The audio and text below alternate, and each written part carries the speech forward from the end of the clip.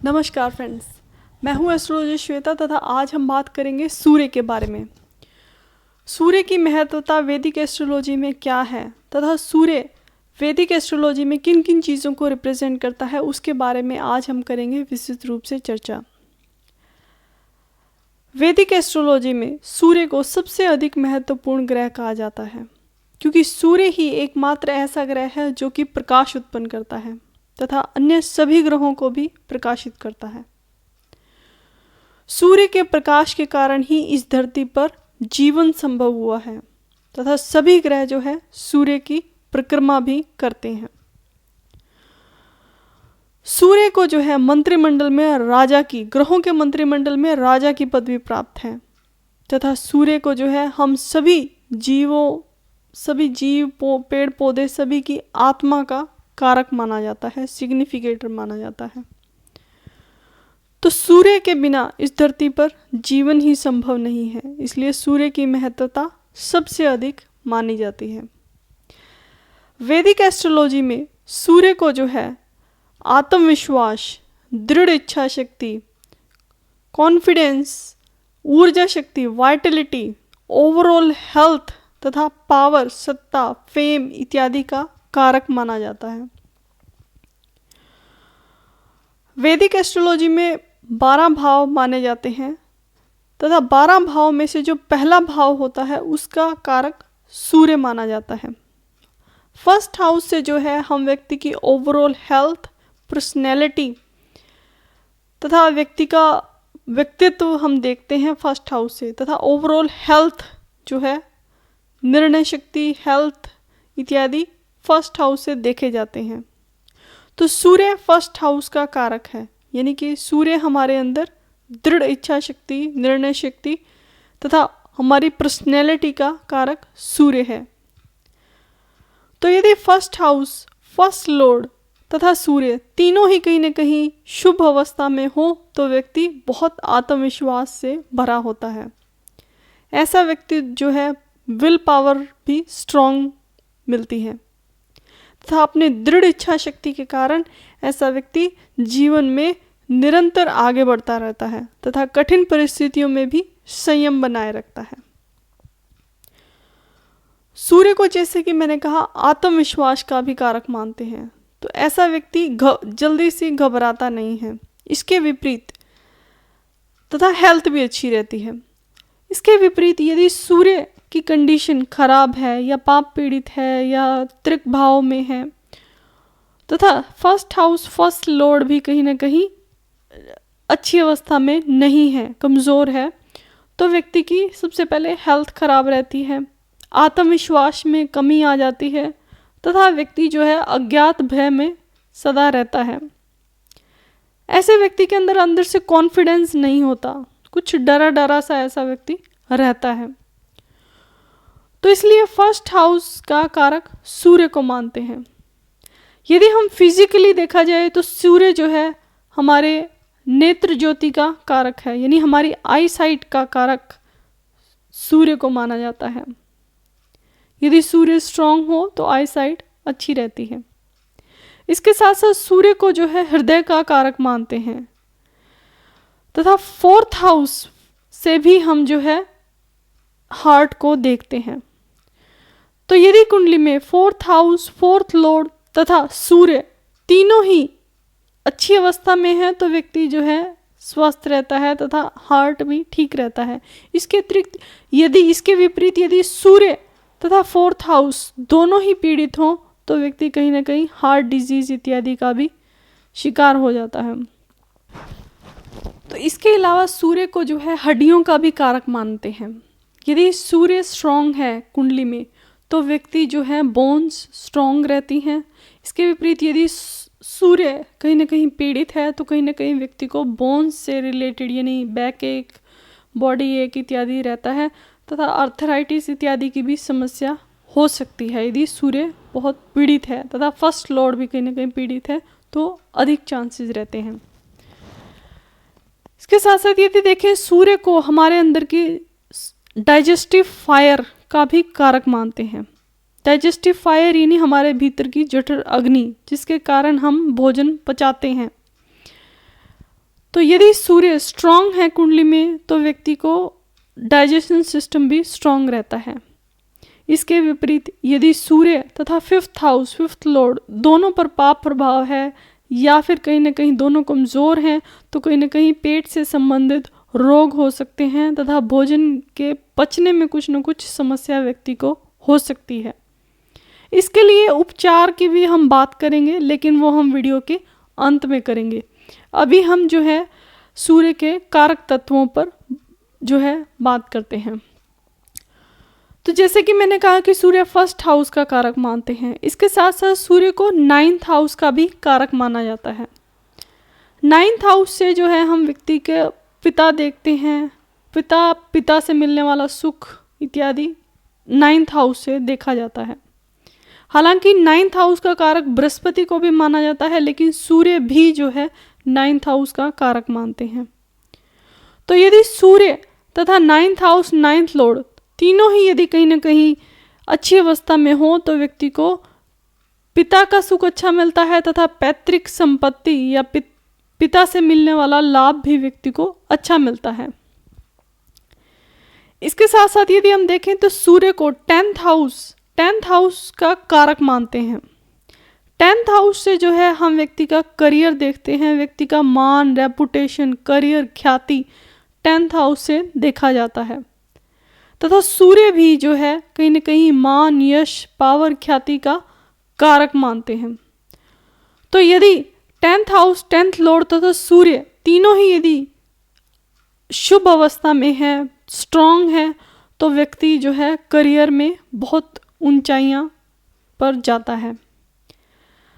यदि सूर्य तथा 10th house की कंडीशन बहुत अच्छी है, जैसे कि सूर्य को 10th हाउस में दिग्बली माना जाता है, यानी डायरेक्शनल स्ट्रेंथ मिलती है, तथा बहुत सी सेलिब्रिटीज़ की कुंडलियों में भी सूर्य को 10th हाउस में बहुत स्ट्रॉन्ग अवस्था में देखा गया है।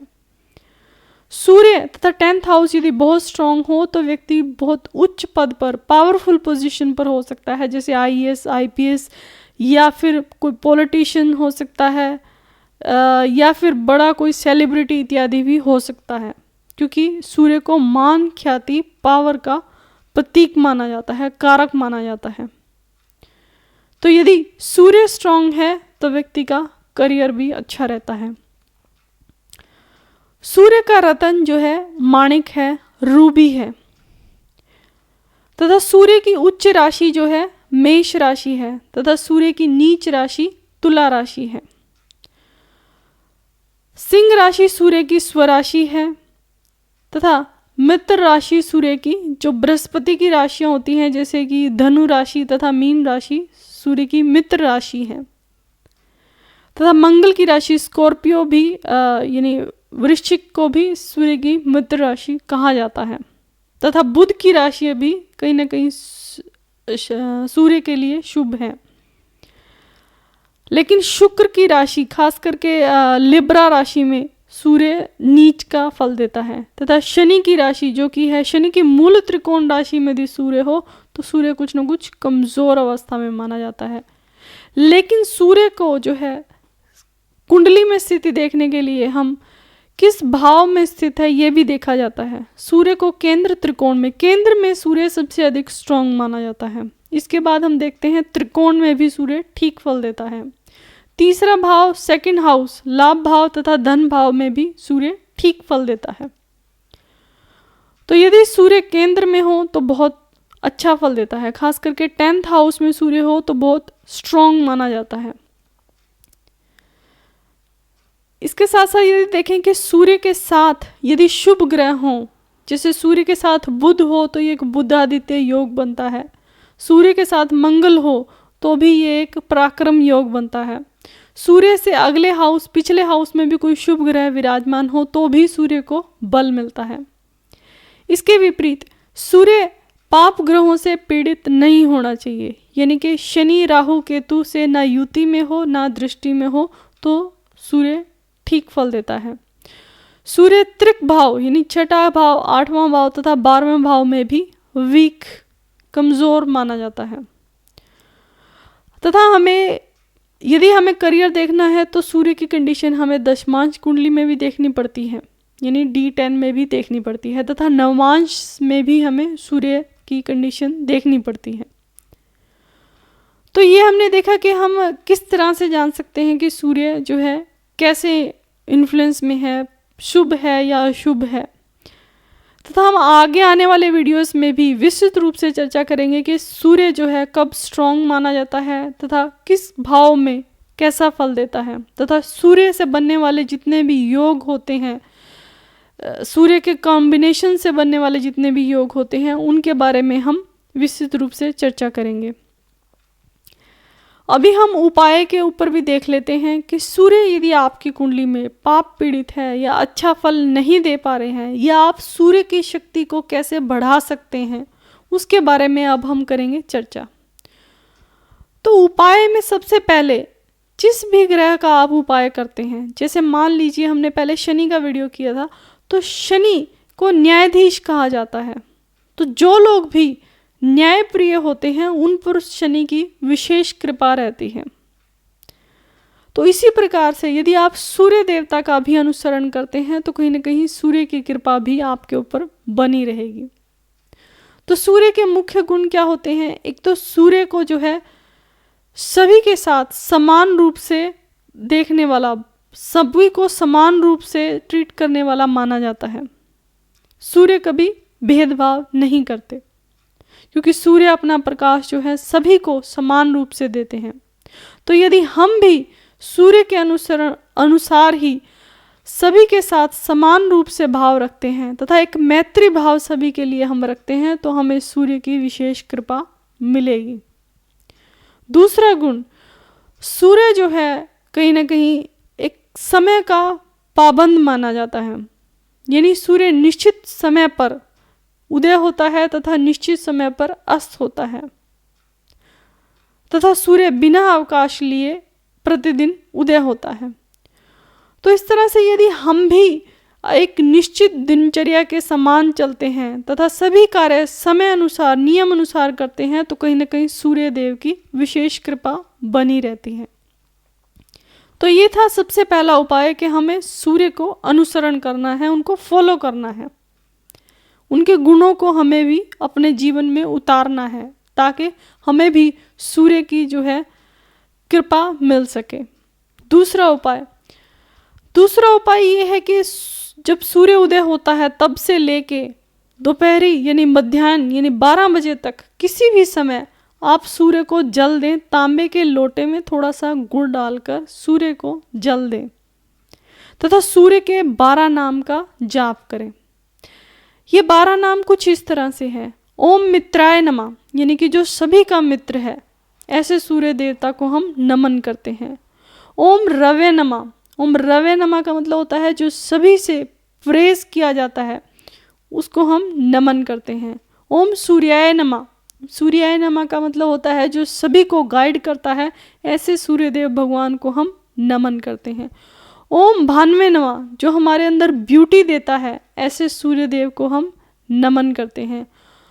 ओम खगय नमः, खगय नमः का मतलब होता है जो हमारी इंद्रियों को स्टिमुलेट करते हैं, जागृत करते हैं, ऐसे सूर्य देवताओं को हम नमन करते हैं।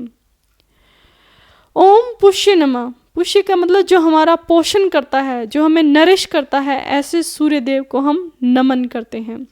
ओम हिरण्यगर्भाय नमः, हिरण्यगर्भाय का मतलब होता है कि जो हमारी उत्पत्ति का कारक है, ऐसे सूर्य देव को हम नमन करते हैं। ओम मरीचाय नमः, मरीचाय नमः का मतलब होता है कि जो सभी डिजीज को डिस्ट्रॉय करते हैं, ऐसे सूर्य देव को हम नमन करते हैं। ओम आदित्याय नमः, जो आदित्य के पुत्र हैं तथा जो हम सभी को इंस्पायर करते हैं, ऐसे सूर्य देव को हम नमन करते हैं। ओम सावित्रे नमः, सावित्रे नमः का मतलब जो प्योर है, जो प्यूरिफाई करता है, ऐसे सूर्य देव को हम नमन करते हैं। ओम अर्काय नमः, यानी जो रेडिएंट है, जो चमकदार है, ऐसे सूर्य देव को हम नमन करते हैं। ओम भास्कराय नमः, जो हम सभी को इनलाइटमेंट करता है, ऐसे सूर्य देव को हम नमन करते हैं। तो इस तरह से सूर्य को जो है आपने 12 नाम बोलते हुए, जो मैंने अभी आपको बताए, सूर्य देवता को अर्घ देना है, पानी देना है, थोड़ा सा गुड़ डाल के, इससे भी आपको सूर्य की विशेष कृपा मिलेगी। तीसरा उपाय जो आपको करना है वो ये है कि एक तो जब भी आप भोजन ग्रहण करें तो भोजन के 1 घंटे बाद आपको पानी पीना है। उसका कारण ये है क्योंकि जैसे ही हम भोजन करते हैं हमारे भीतर की डाइजेस्टिव फायर जठर अग्नि जलती है, जो जिसका कारक सूर्य है, तथा यदि हम तभी पानी पी लेते हैं तो वो बुझ जाती है, जिसके कारण हमारा भोजन सड़ता है। इसके लिए आपको भोजन करने के 1 घंटे बाद यदि आप पानी पीते हैं तो आपका जो करा हुआ भोजन है वो सुचारू रूप से पच जाता है। तो ये उपाय आपको करना है। यदि डाइजेस्टिव रिलेटेड कोई प्रॉब्लम है तो अवश्य रूप से आपको करना है। यदि आप फॉलो कर सकते हैं ये तो बहुत अच्छा है। एक और, सूर्य उदय से सूर्य अस्त के बीच में हमारी जो भीतर की जठर अग्नि डाइजेस्टिव फायर है वो सुचारू रूप से कार्य करती है। तो यदि आप भोजन ग्रहण सूर्य उदय से सूर्यास्त के बीच में किसी भी समय करते हैं तो वो अच्छे रूप से डाइजेशन के लिए आपके बहुत अच्छा है, तथा बहुत सी बीमारियों का निदान केवल इस उपाय से हो जाता है, क्योंकि सूर्य की ऊर्जा के साथ ही हमारे भीतर की ऊर्जा मिलती है, जिससे कि हम भोजन इत्यादि जो भी ग्रहण करते हैं वो सुचारू रूप से ग्रहण होता है।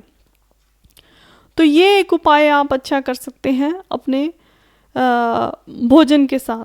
तीसरा उपाय, डे टाइम में जब भी सूर्य उदय होता है या वो होता है तो कम से कम 15-20 1-2 घंटे के लिए आपको सभी खिड़कियाँ इत्यादि खोलकर सनलाइट को अंदर आने देना होता है, क्योंकि सूर्य से जो है बहुत सी डिजीज़ वैसे ही डिस्ट्रॉय हो जाती हैं।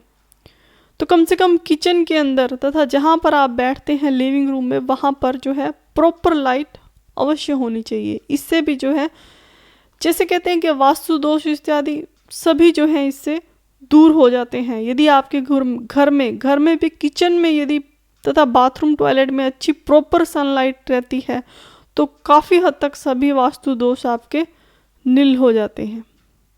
तो ये एक अच्छा कारगर उपाय है यदि आप करना चाहें। तथा यदि सूर्य आपका बहुत ही पीड़ित अवस्था में है तथा सूर्य जैसे कि सूर्य राहु का कहीं ना कहीं पितृदोष इत्यादि बना हुआ है, या फिर सूर्य राहु से जो बनता है ग्रहण दोष जिसे हम बोलते हैं, यदि वो है तो आपको प्रत्येक संडे रविवार के दिन आदित्य हृदय स्तोत्र तथा सूर्य सहस्त्र नाम स्तोत्र का जाप करना है, जिससे कि जो है आपको सूर्य देव भगवान की अच्छी कृपा मिल सकेगी। तथा आपको भोजन में भी जो है कहीं ना कहीं शहद का तथा गुड़ का सेवन अवश्य करना है। चीनी की जगह गुड़ का उपयोग करें, जिससे कि जो है आपको आपके हेल्थ वाइज जो है काफ़ी अच्छा परिणाम देगा। तो ये हमने डिस्कस करा सूर्य के बारे में। आने वाले वीडियोस में हम विस्तृत रूप से चर्चा करेंगे कि सूर्य किन भावों में हो, किन कॉम्बिनेशंस में हो, किस युति में हो तो कैसा फल देते हैं। आज के लिए इतना ही। अगर आपको मेरा ये वीडियो अच्छा लगा हो तो please like the like button, also subscribe my channel. Thank you.